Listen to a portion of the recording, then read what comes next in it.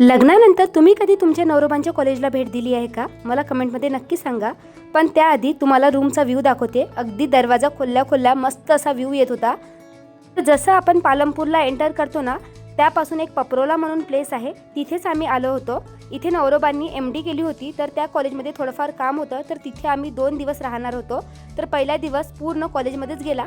तर हा 2 दिवसाचा ब्लॉग आहे आणि दुसऱ्या दिवशी मात्र आमच्याकडे वेळ होता, त्यामुळे जवळच एक बीर बिलिंग म्हणून प्लेस आहे, जी पॅराग्लायडिंगसाठी फेमस आहे, जे इंडियातलं हायेस्ट पॅराग्लायडिंग साईट आहे. इथे जाण्याचा निर्णय घेतला आणि बघू शकता रस्ता किती मस्त आहे. आम्ही खरंच विचार केला नव्हता की आम्हाला बर्फ मिळेल, पण हे बर्फ पाहून नियाला खूप खुशी झाली. आम्ही थोडंफार बर्फातही खेळलं, तर फक्त जातानाच रस्त्यावर बर्फ मिळालं. पहाडावर खूप जास्त काही बर्फ नव्हतं. तर 2-3 दिवसाआधी स्नोफॉल झाला होता आणि बऱ्यापैकी बर्फ विरघळलेलं होतं, पण जिथे ऊन येत नाही तिथलं बर्फ मात्र जसं तसं राहिलं होतं. तर बघा, पॅराग्लायडिंग ही सुरू आहे. तर तुम्ही कधी हिमाचल फिरायला आला तर या लोकेशनला नक्की भेट द्या.